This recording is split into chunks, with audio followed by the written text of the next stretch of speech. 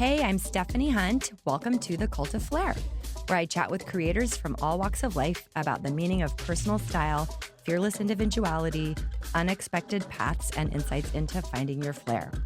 Alongside my in-depth interview series, you'll also find snackable short episodes. I do love my snacks. I call these my Flair on the Fly. I'll be serving up tips, musings, or insightful nuggets designed to expand your knowledge and to share the flair. Welcome back to The Cult of Flair.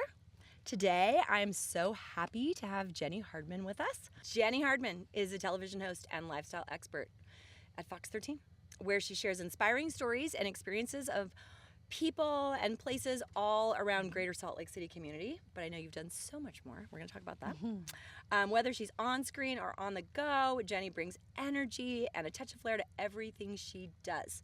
Thanks. I'm going to start with the first time I met you, because I will never forget it. We've talked about fear on this podcast and saying yes to things that scare you. And I was the person in probably 6th grade, 8th grade on, as soon as you become super socially aware of yourself and awkward, I would never even stand up and give a speech. You ever. wouldn't. And I said no to so many board positions, which would have been incredible opportunities to actually give back, give of myself. I wouldn't even be a room mom, because I knew that I would have to stand up and talk to other people.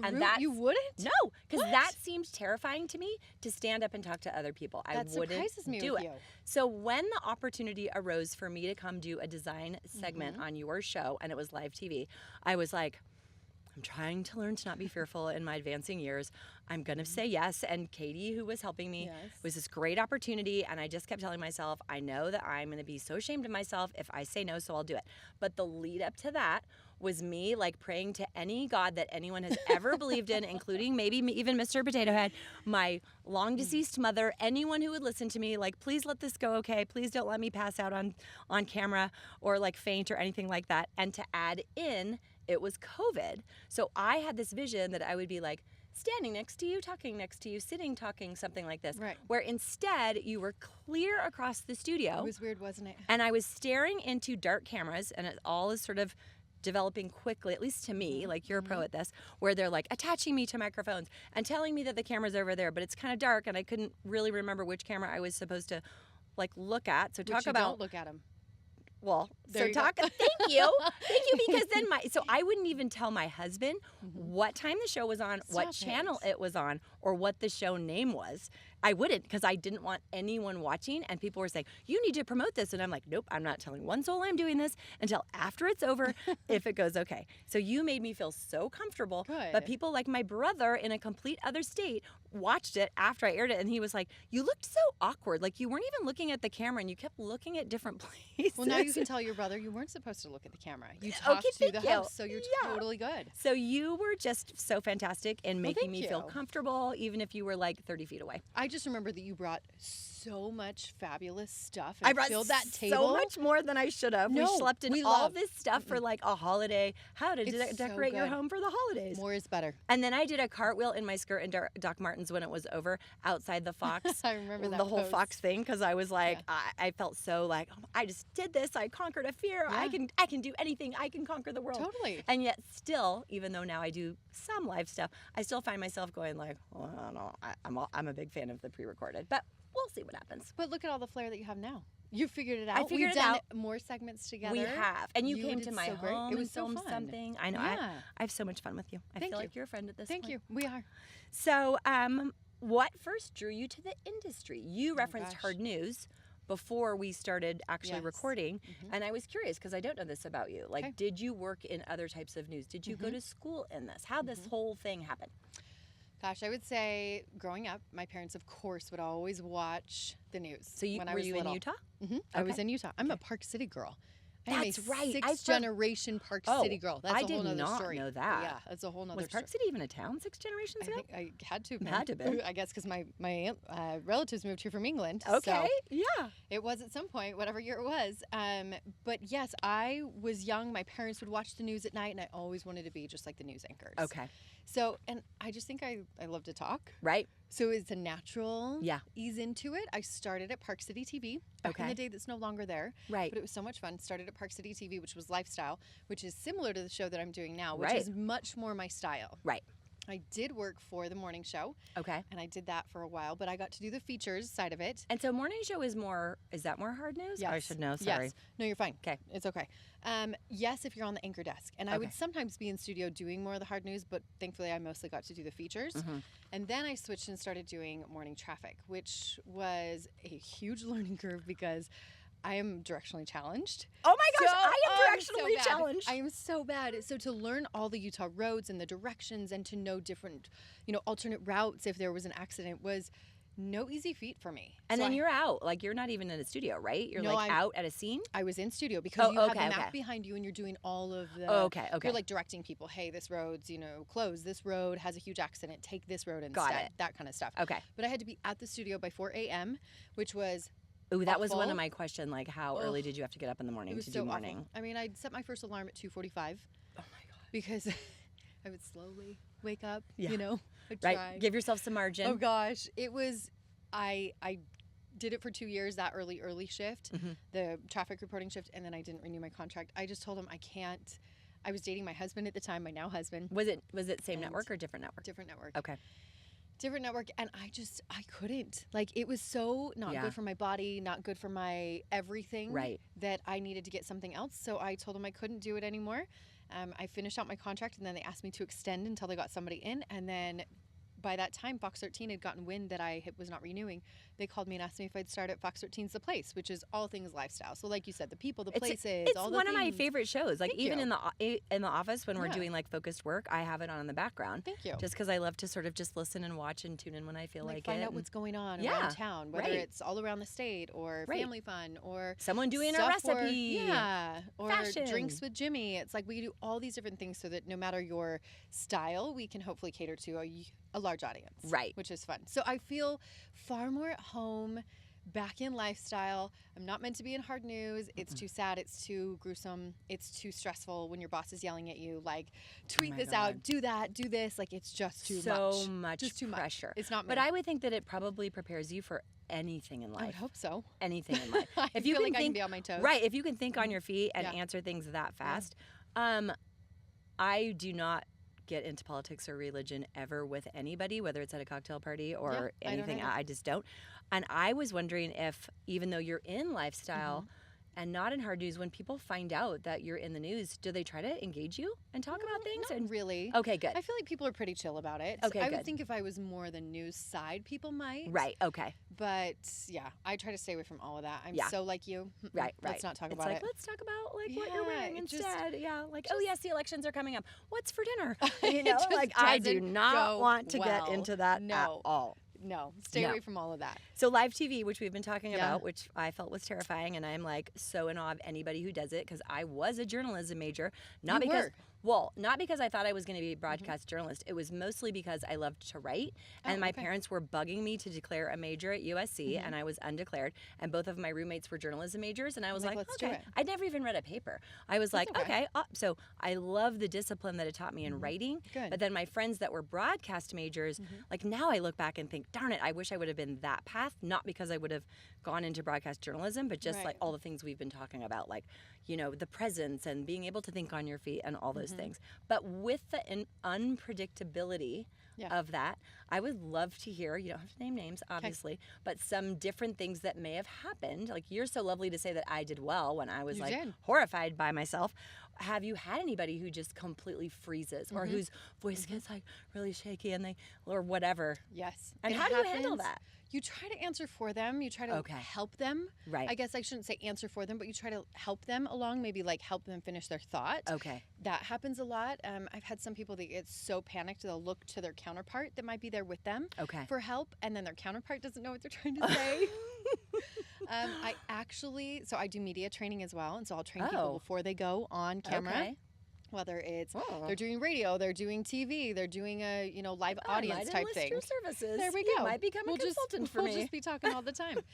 And I had actually trained some people, and then they ended up coming on the show, and one of them got so insanely nervous she just stopped talking, and she just said, "I'm sorry."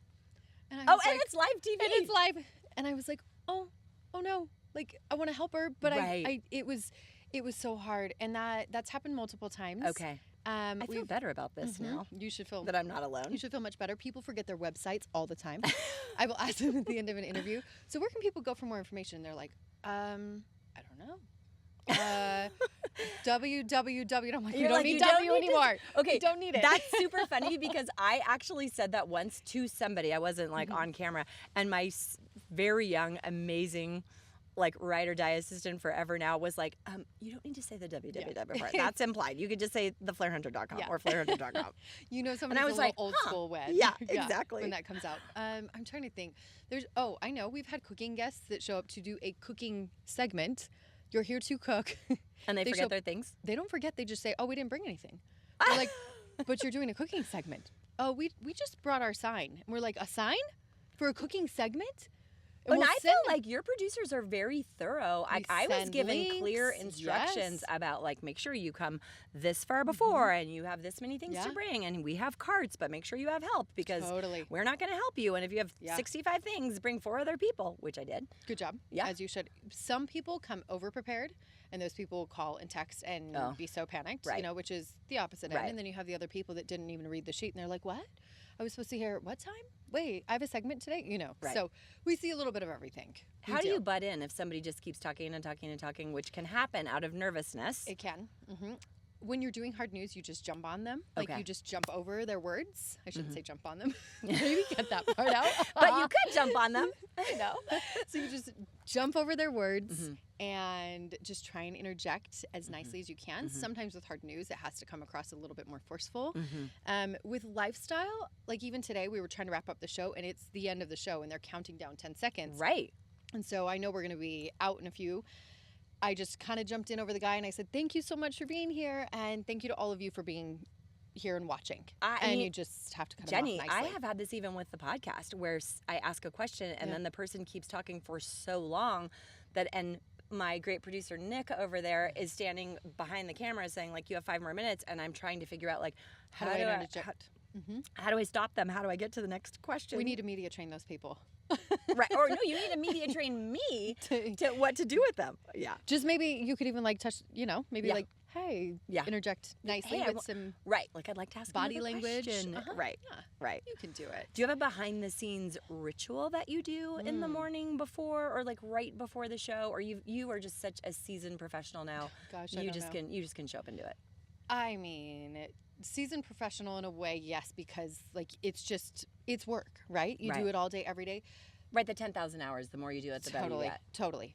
But there's definitely a routine, like touch up your makeup, that kind of stuff before, grab your water, take it in, grab your mics, put them on, get your iPad ready for the show because that's where our notes are. Okay.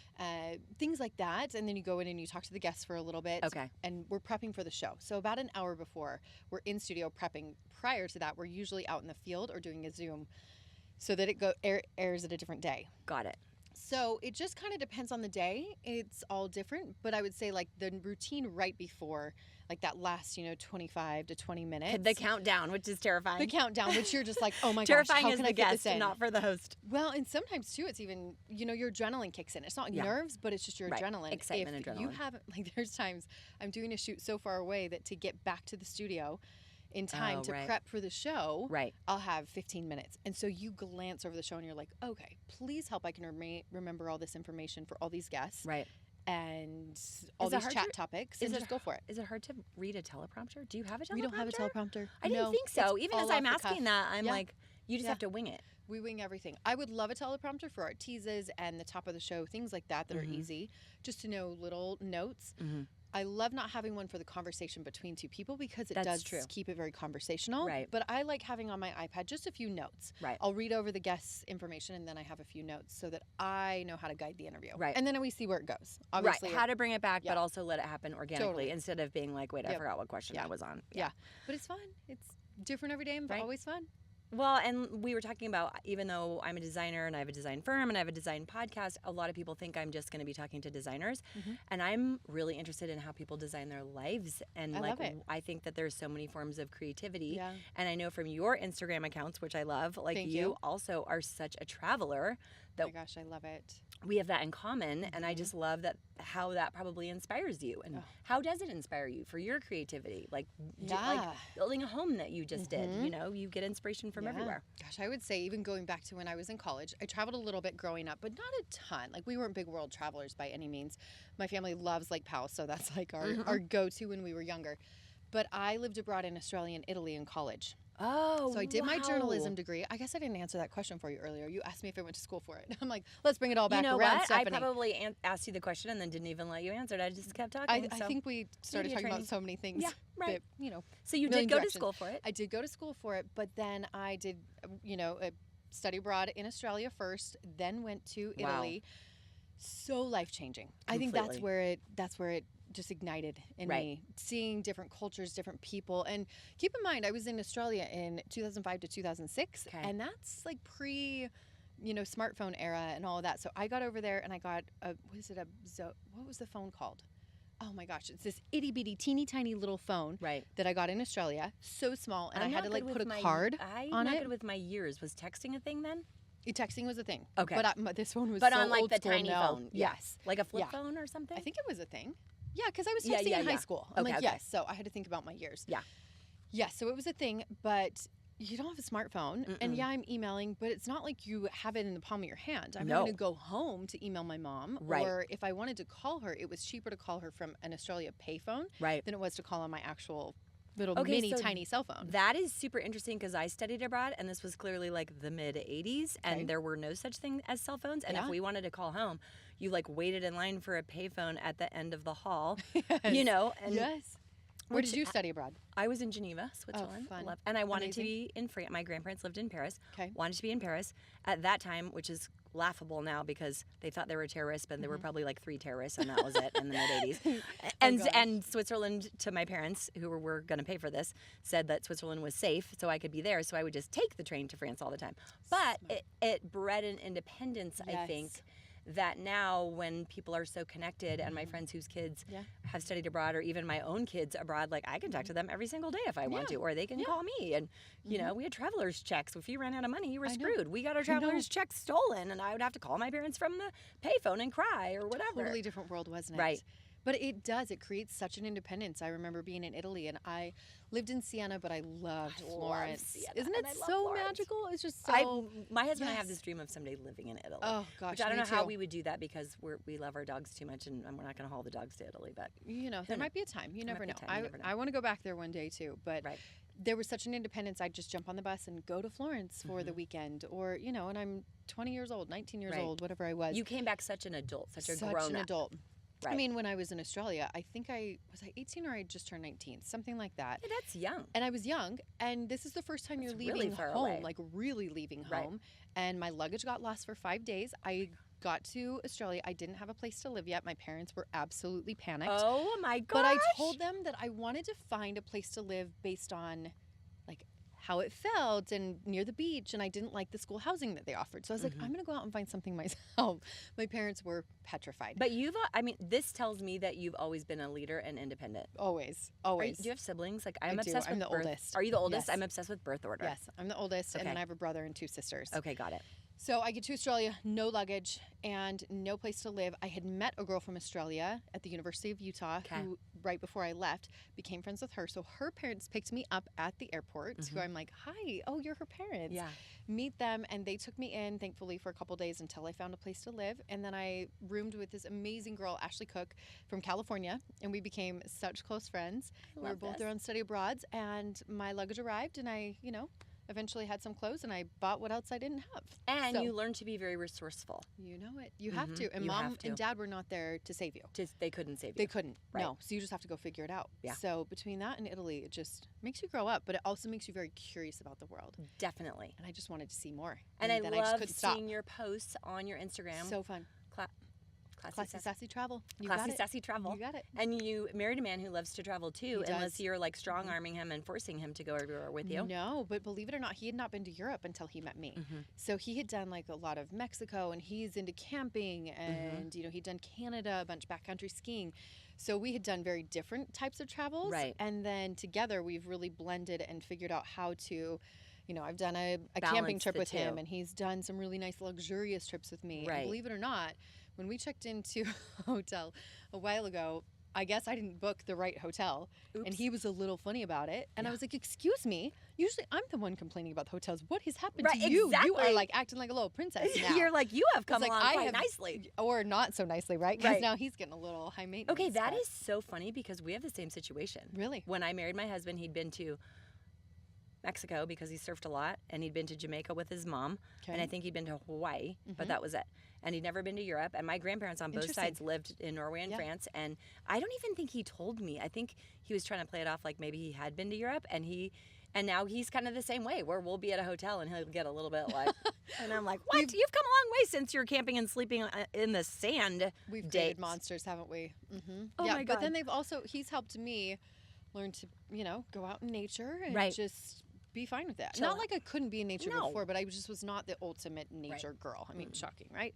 But but you're both. You can be nature girl and glamorous. Yeah, like we spent the weekend up at Blue Sky for my 40th birthday. Oh my gosh. And it was so amazing to have that mountain luxury, but then go on a hike. Right, exactly. It was perfect. I do think that location, Blue Sky, the Auberge, is incredible for offering unreal. Like 5-star luxury, the nicest of nicest, and then you can amazing go hike. Food, you can go everything. like shoot whatever you call those things, clay skeet pigeon, shooting. Skeet. There you go. Yeah, yeah, all the things. We did that. We did the Wild Kitchen pop-up. Have you done that dinner yet? No. You've got to go check it out. Okay, so Guy Ritchie, British filmmaker. Yeah. He designed the Wild Kitchen after the show The Gentleman on Netflix. Which I recently watched. Okay, so that tent where they're having their dinner and all that, it's designed after that. Okay, that's incredible. So you go up there, they do this amazing farm-to-table dinner, and they have Gracie's Farm with the produce and all sorts of delicious stuff, and it is unreal. You start on the patio, and they take you in, you sit in front of a grill. Keep in mind the grill is very hot. So, oh my gosh, I dressed for fall, and I was like, okay, I could take off some layers. So people were shedding layers as you go in and sit by the grill. The chef cooks most of it for you, and then they bring out a rack with the meat and all the Gracie's veggies on it, and the potatoes and everything else, and that you just get to cook it to your liking. And okay, I want to do this, and I want to surprise my husband, meaning I'm going to have to do it before this airs in case he listens to this, because then it won't be a surprise. Okay. So we referenced Instagram, and I'm curious how social media either plays a role in your career, has changed your career. Gosh, yeah. Is it a good thing? Is it? I think it's a good thing. I do too. Yeah. I do too. Well, and I think it's a great thing because I know you through TV. However, I've gotten to know you even better through social media. That's how I feel. I get to see your flair. I get to see your travels, your design. I get to see all of it. And that's what I love. Even Same friends here. Like you and I comment back and forth. Yes. I don't think I would have ever reached out to you to say, would you be on my podcast if I'd only ever seen you at the news station? Exactly. Like you get to bond with people. Right. Even people that I went to high school with or friends that, they're some of my closest best friends, but I don't have time to call and talk to them all the time. Like we just don't do phone calls anymore. No. And I was a phone call girl growing up. Now I'm like, now I almost text me. I almost get bothered if someone's calling me. They're like, "Hey, call me back." I'm like, just send me a text and say what this is about. Good. I'll never call you unless it's an emergency. Exactly. You'll be fine. Or if you call me, then don't just leave me a voicemail saying, "Hey, call me." I'm like, no, just send me a text and say what it's about. Is this an emergency? Is this because we want to make plans? Like, what is this about? But no, I think social media is so amazing. It also has its detriments. Definitely. Absolutely. You can get too addicted to it. You can get too stuck around the numbers, your followers, things like that. I feel like I've gotten to a really good place with it, but I've had my moments of not being in a good place. Where even when I was with previous jobs, they would be so down our throat that we had to have so many posts up by a certain time. Like I had to have my first post up by 6 a.m. Yeah. Then I had to have 3 Facebook posts throughout the day. I had to have as many tweets as possible and one Instagram. And it was so that's like a full-time job. Oh God, it was so overwhelming that when I've left certain jobs, I've stopped posting because it was so refreshing to not have someone telling me to post. So right now I'm posting for myself. Yeah. Fox 13 is so great. It's an added bonus for us. They don't control or tell me how much to post, and I so appreciate it. And I feel like that feels more organic and real anyway. Yeah. And I've heard it said, and I think it could be true that because I love social media for all the things that you just said. Like, it keeps me in touch with my friends from high school that I see once every 10 years at a reunion. But I feel like I know what's going on in their lives so that when I do see them, it's like no time has passed. Yeah. I have heard it said, and I find myself thinking about this, that it gives you the feeling of being close to people who don't matter, which is horrible to say because everybody matters, but who should matter less and further apart from the people who do matter. So, and I have thought about that like cousins, siblings, relatives, I find myself not reaching out as often as I probably should. I hate that word should, but like, because I feel like, oh, I see what they're doing on social media, you know? So it is a balance, and it's tricky. Totally a balance, yeah. And when I've had social media advisors who say, like, the optimal time for you to post is at X o'clock, and you should always post between, and you need to post every day, I'm like, I find myself rebelling against it, because then I'm like, oh my, I'm waking up in the morning and I need to be on job sites, and then I'm also supposed to be thinking of an Instagram post. I know. Or then like, oh, we'll plan it all a week ahead, but I'm like, well, what if I don't feel like posting that picture on that day, and I don't want to think what I'm going to write as the caption a week before, so. Absolutely, and I've done social media collaborations, and it's hard when they give you a certain time they want it posted. Yes. And if it's in the middle of another job, I'm stressed out. So I just have to make it work for me. Yeah. And I post when it works. There's times where I'm like, I should be posting, and I haven't posted for a week and a half, whatever, and I'm like, you know what? I don't care. But now I love that there's stories, because I feel like that is just that's easier. So easy. It feels like low lift. Yes. It's not, if it's like a grid post, not talking about social media the whole time, but like I'll scrutinize it to death. Like, is this right? Should it be filtered? Should it be not? Do I look weird? But if it's just like a story, just go for it. Whatever. Just like post it. It's fun. The one thing that helps is live TV. Like you can't go back, right? When there's live TV. So with social media, I do think that helps me a bit. That would definitely just kind of post it. Yeah. There are times where I post things and I'm like, I don't really like that, but you know what? It's whatever, me, and it's it happened, and it was organic, and it's real. Right. And so I think people are feeling that. But I do love it. I'm grateful for it. Good. Yeah. Back to travel for a second, because it's my obsession. Mine too. Destinations that are high on your list. Where do you want to go? Gosh, I mean, obviously Australia and Italy, because I lived there, so they're very, very near and dear to my heart. But we're talking places I want to go. Right. But still, that's a good answer, because I struggle with, I love to go back to the places that I've been and love. And then there's all these other places I haven't been. But if like time and money are like real things that you have to spend, it's resources. It's like, well, I want to go back to Italy every year, or Morocco, or whatever, but I haven't been to X, Y, and Z, and I should be going to those places. Absolutely. And the Dolomites are high on my list, because I never made it there when I was living in Italy. So beautiful. They just look incredible. And that would accomplish something. That's taking you to a new place, but you're still in a country that you love. Yeah. So I would love to go back there, but like we were even talking with one of your producers, Portugal's on my list, Morocco. I mean, I have Portugal. Oh, and we just came back from Peru, and I loved Peru, and that was something people had said, like, oh, that's on my bucket list. It wasn't really on my bucket list. Like, I thought, like, oh, Machu Picchu seemed cool. But, like, I love that I did it. It was incredible. Yes. It was incredible. I did a humanitarian trip to Peru. And so we got to help people in villages there. And so we were in these teeny tiny villages at, like, 16,000 elevation, things like that. Really high. So high. But then we also got to go to Machu Picchu and do some other things. It's incredible. South Africa's high on my list. Yeah, same here. I've never been there. Never, but it just looks unreal. I did a safari in Uganda, and it was one of the most amazing things I've ever done in my life. I would love to do that. So if you've not done a safari, put it on your list. It's definitely on the list. Yeah. I get stuck on, if you're going there, you need to do all these different things, and so that's going to take 3 weeks, and I can't be gone 3 weeks. And one of my friends who runs a travel business there, she's like, no, because think about going to the United States. You're not going to try to see the whole United States in one trip. Like, tackle a region, tackle an area, do it for however long, and then know that other parts are going to be a different trip. I feel like that's where Craig and I really work together with traveling. We're not the type of people to just be in one place for super, super long periods of time, and we're not going to do all these really long tours. Like, we're going to get there. We are going to see as much as we possibly can, while also relaxing and having some downtime. Yes. And I do not like being overscheduled. No. And we don't even schedule a lot. Like, we'll have the basics, but I like to just go with the flow and see how it works. Well, sometimes I have a dinner reservation, and then I'll say, and thankfully my husband's like along for the ride, I'll say, if it's a great day for me with travel is if I can do something cultural that I'm learning, something, it's not shopping like I need to buy something, but something like seeing style, fashion, for sure, interior design related things, pretty homes, something like that. Yes. Culinary. But then also for sure downtime, because the trips I've had where everything is hyper scheduled. Oh, so much. Like, I need a vacation from my vacation. I know. I'm with you. But there's so many places on my list. I'm like, I just keep thinking of more. Like, I could go on forever. Let's go to your job. Yes. Because you've worn so many different hats, how have those different hats or parts of your career shaped your approach to storytelling and connecting with an audience? I like it. I would say from being in the field as a features reporter, you get 1 minute 30 seconds for your hits, maybe 2 minutes tops. It is so fast. So fast. So fast. So you have to learn how to get the most important information in the quickest shortest amount of time. Right. While entertaining the guests, while not leaving them shortchanged, but Right. you have more hits throughout the show. Right. But then also doing longer format, Mm-hmm.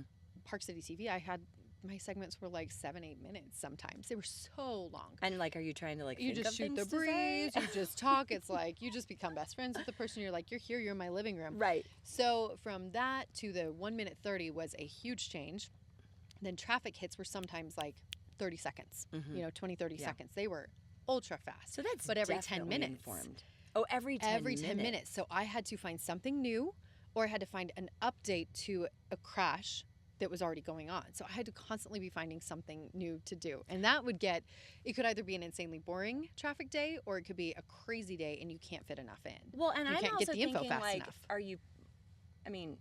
do you have to be passionate about traffic? Were you passionate about traffic? No. Or you have to, do you have, not at all. You just have to be good about, you're like an actor. Like, you have to show your passion. Yeah. Yeah. And it was one of those things that it was a challenge. And so I do like a good challenge. So it was good for me to learn. Okay. Yeah, and figure it exactly. out. Everything you do. And it got me back on camera with a full-time position because I was freelancing at the time and I wasn't sure I wanted to go back into news. And then I did. And then I realized, okay, I cannot do hard news again. I need to be lifestyle. So now with the 4-minute segments I have, they're about 4 minutes. It's like the perfect sweet spot. They're not too short. They're not too long. Right. But all of those hats have really helped me to figure out how to talk to people. Right. And how to Connect make your with guests anybody. comfortable. Yeah. How has your definition of success evolved Oh, gosh. over the years? You're so young, but you've done this for a long time, so you're a seasoned professional. Yeah. I mean, that's Or has it changed? Oh, yeah. Oh, yeah. It's changed big time. So let's see. I would say, since I just had my 40th birthday. Happy birthday. Thank you. You look 20. Thank you. I'll take it. Had you asked me what I would be doing at 40 years ago, I would have told you I'd be in New York. I'd be the next Katie Couric. I loved watching her when Oh, my I was gosh. young. I like the Today Show was every single morning of my That was me. entire life. Yeah. That was me. And I always thought I wanted to Katie be and Matt. her. Always. And then as I got into the business, I realized I like it and I love my career and I'm grateful for my career. Of course. But it's not my life. Right. And I would have had to make it my life in order to move up to New York.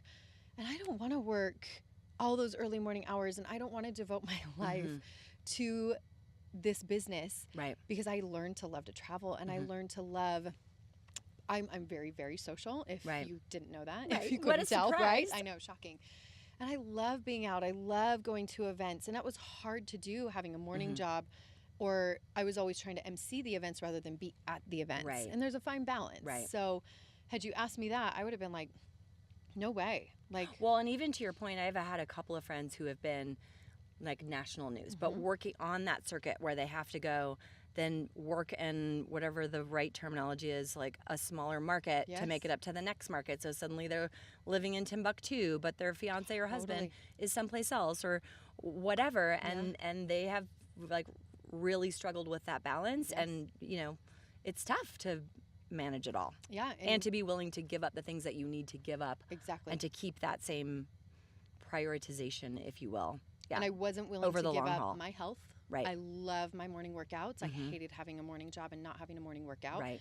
I'm never going to work out unless it's in the morning. Oh, gosh. If the morning passes, it's not going to happen. Yes, because then if you work out in the afternoon and you have to get ready again, it's too much. And I don't have the energy. I'll find every excuse in the book and I'll add something to my day rather than doing a workout. I and feel the workout like, gets me going. Oh my gosh, that is exactly the same. I feel like if I wake up in the morning, there's nothing else to compete with working out. Exactly. But as the day goes on, I'm like, oh, I need to do this work thing instead. Oh, now I don't have the energy. I don't want to have to take a shower. Yeah. Yeah. So that's why subconsciously trying to avoid 100%. So I wake up, I do Orange Theory, and then I get going and I get on with my day. I love it. It's the best. How many days a week? Because my friends who do Orange Theory are like badass. Like they are super fit. I do it a lot. I'm probably right now about 5 days a week. Wow. Yeah. And it's 45 minutes, isn't it? It's an hour. Wow. It's an hour. So it's an hour of that, and then I do a dance fitness class that my sister teaches. It's so fun. Okay, I think that would be so fun. So like, fun. I think I could be talked into dance fitness probably more than I'm a little afraid of Orange Theory, but come maybe. with me. I know I have friends trying to recruit me, and I'm like, oh, maybe I'll get there. Yeah. Have you had any weird jobs before, like when you were a kid? Like, did you any job that no one would like expect? Did you ever like work in an ice cream store or rake leaves or whatever, or no? So if we go back to like when I was really, really young. Yeah. Like my very, very, very your first job ever.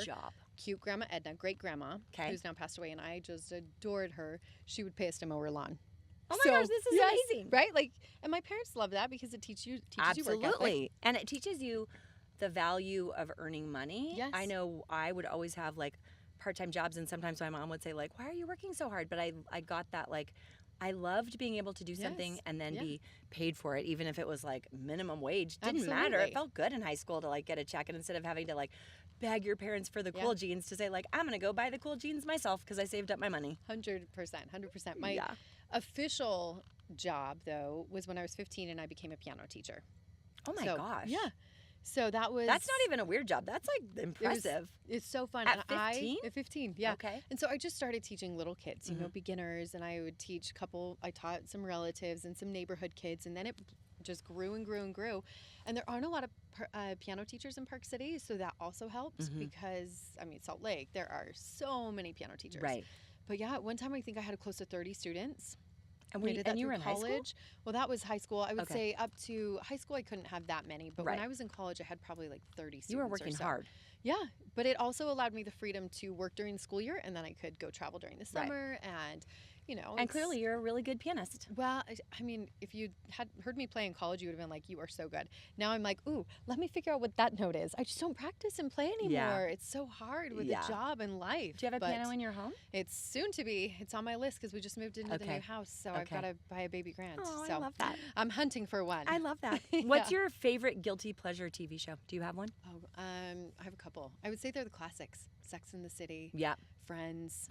Those. I've started rewatching the old ones, even shows that aren't even that old. Yeah. But I'd seen them all, and then I'm on a plane and there's like nothing else on, and I'm like rewatching all of Schitt's Creek, like rewatching Friends, like you referenced. Like, it's just so fun. They're just so good. Another one that I love and I could watch all the time is Downton Abbey.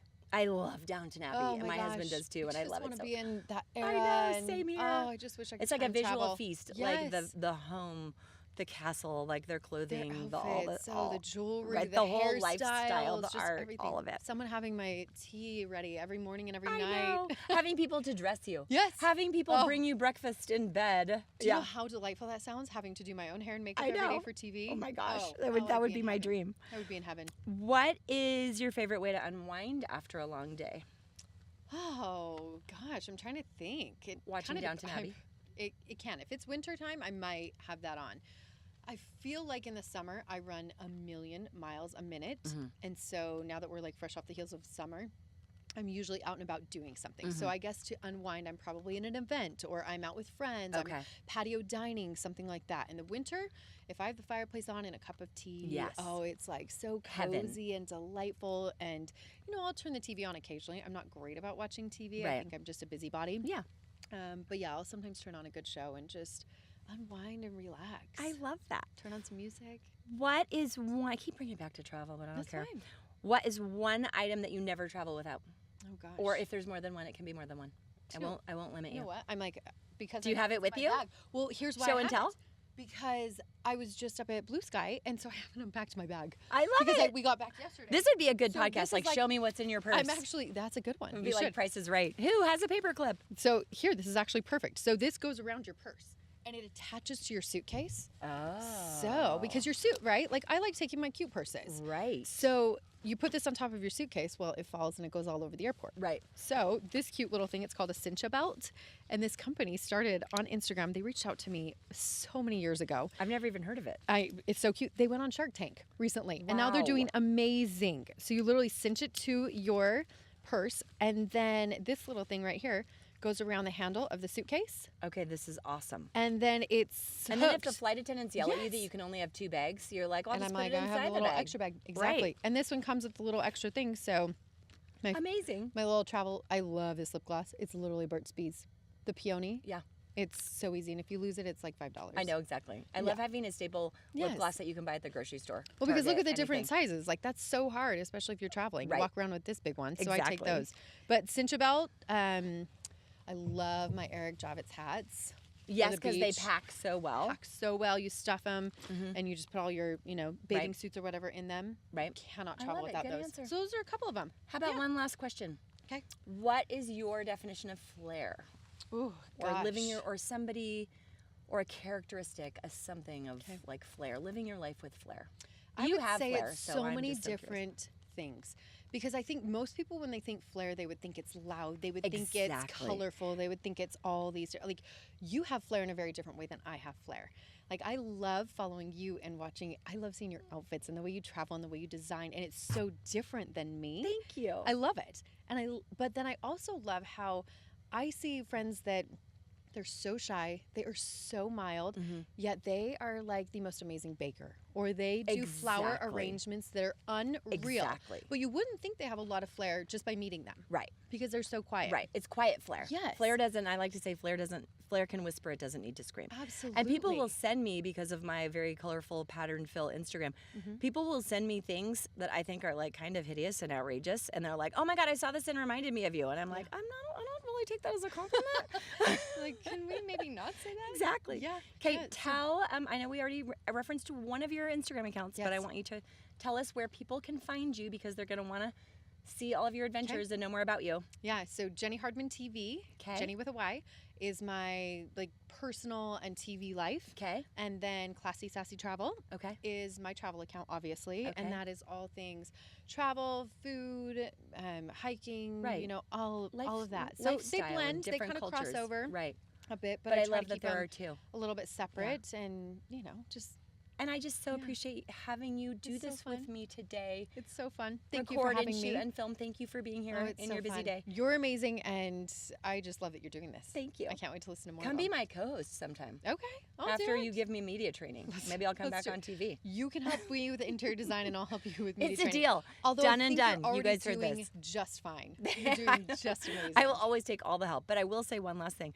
There was a minute that I thought, like, you think lots of things and then you try it and you're like, okay, I don't have time for that, or I suck at that. And it was also like acting. I was like, I have a big personality. I could be on TV. It's so hard. So I went to somebody and they tried to do like not media coaching, but sort of like acting coaching. And they're sort of an agent, and he still sends me, you know, like, oh, we're looking for this type of character for a commercial, this TV show. And I don't even open them anymore just because I don't have the time to do any of it. But then once I started practicing and I had to read a script and then I had to have someone across from me, I'm like, oh my God, this is the hardest thing in the whole world. I could never do it. So it's good to know what we're good at and what we aren't, and nobody can do everything. And it gives you a greater appreciation for the other people who do things really well that you don't. So anyway, of course. Thank you so much again. You're amazing.